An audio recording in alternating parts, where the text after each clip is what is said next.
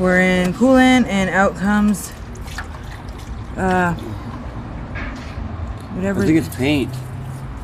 I don't know what the fuck. It looks like some kind of chemical reaction is making that.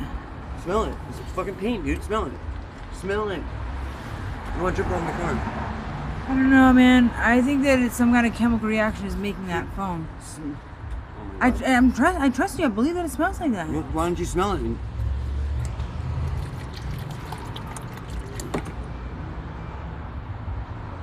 Because why would just more of it be like coming? It's coming out of the engine. All the parts of the engine that wasn't fucking. It didn't flush out last night apparently.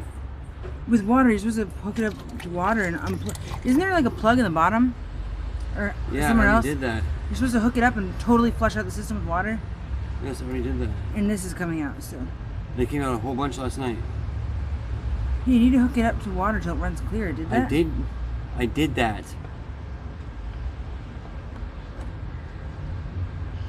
I don't know where the fuck this shit's